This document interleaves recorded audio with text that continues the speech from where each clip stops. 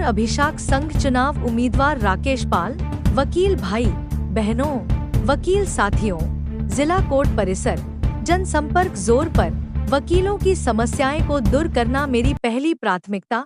राज्य सरकार, केंद्र सरकार, मध्य प्रदेश सरकार, वकील समस्या रखकर समस्याएं निराकरण करना मेरी पहली प्राथमिकता। इंदौर अभिषेक संघ चुनाव उम्मीदवार राकेश पाल, पंकज जैन, पत्रकार, इंदौर में। अशोक संघ के जो चुनाव में नामांकन पत्र किस पद पर आपने दाखिल किया है? मैंने अध्यक्ष पद पर नामांकन पत्र दाखिल किया है।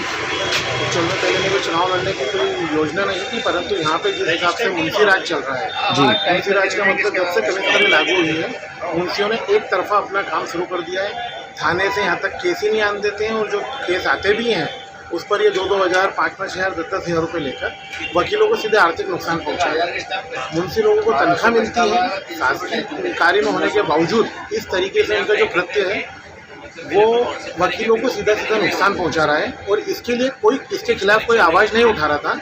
इसलिए इस मुद्दे के लिए मुझको इस निर्वाचन में आना पड़ा है।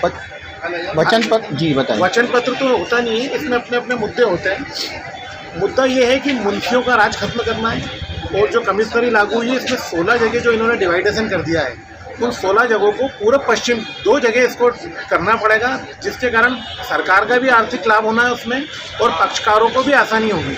सरकार इस बात को नहीं समझ रही है, और 16 जगह जो इन्होंने कर दिया उससे आम जनता काफ़ी परेशान है, और सरकार के खिलाफ आम जनता के अंदर अब ऐसी भावना जागृत हो रही है जो सरकार के खिलाफ है।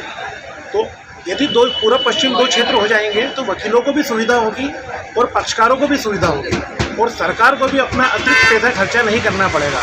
तो उस मुहिम पे एक योजना बनाई जाएगी, और एक जो प्रोटेक्शन एक्ट लागू करने के लिए, अब तक सब लोग प्रोटेक्शन एक्ट की बात करते हैं, लेकिन उसको धरातल पे लाने के लिए जो कार्रवाई होना है, सबसे पहले एक 7 या 11 सदस्यीय समिति बनाई जाएगी, और वह समिति डिसाइड करेगी कि वकीलों को क्या क्या चीज़ चाहिए। क्योंकि पूर्व में जब यहाँ से प्रोफार्मा भेज चुके हैं केंद्र सरकार को, उस पर आज तक कोई विचार नहीं हुआ है।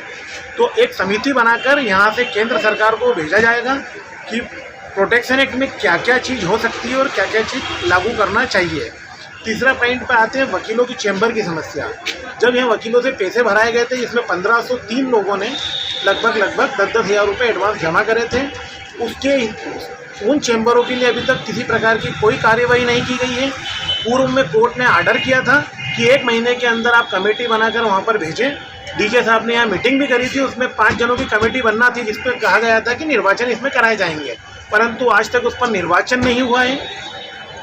और यदि वो वहाँ पे जब तक यदि कोर्ट बन जाएगी, उसके बाद यदि अधिवक्ताओं के चैम्बर के लिए जाएंगे तो वो चैम्बर बनना बड़ा मुश्किल होगा।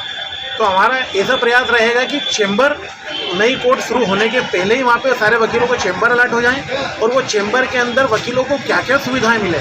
आधुनिक लाइब्रेरी होना चाहिए, वाईफाई युक्त जोन होना चाहिए, वकीलों के बैठने की उत्तम व्यवस्था होना चाहिए।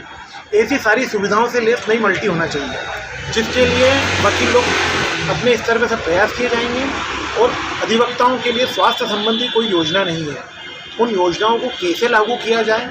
सामूहिक बीमा योजना भी हो सकती है, और ऐसे कट से लेकर अटैक तक का वकीलों का इलाज हो सके, ऐसे किसी हॉस्पिटल में बात करके ऐसी कोई योजना भी लागू की जाएगी जो वकीलों के और वकील के परिवार के स्वास्थ्य के लिए लाभदायक रहे।